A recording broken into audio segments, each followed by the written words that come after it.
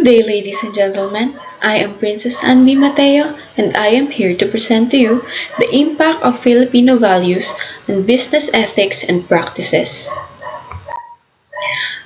Here are some business scenarios reflecting Filipino values. 1. A business owner hires or promotes employees based on personal gratitude rather than merit and qualifications. While it builds strong relationships and loyalty among employees, it can also result in unfair treatment and hinder professional growth.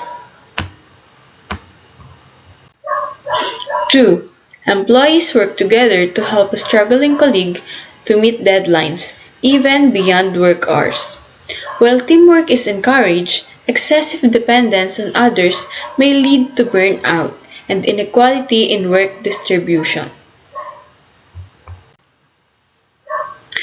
A Filipino business avoids directly addressing customer complaints out of fear of causing embarrassment or confrontation.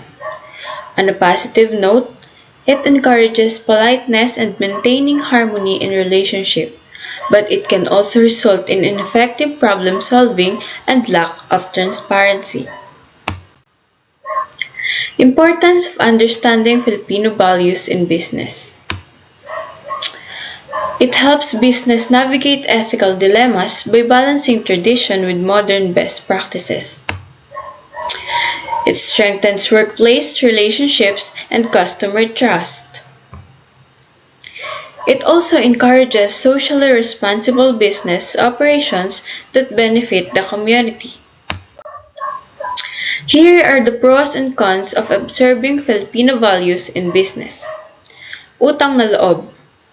It builds a strong relationship and loyalty, but it can lead to favoritism and inefficiency. Bayanihan. It encourages teamwork and cooperation, but it can also cause burnout and unfair workload. Hiya or sense of shame.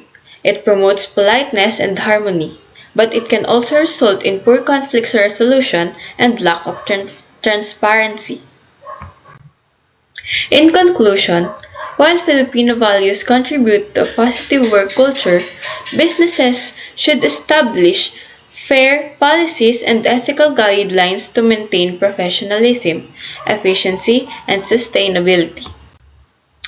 That's all for my presentation. Thank you for listening. Again, I am Princess Anby Mateo. Have a great day.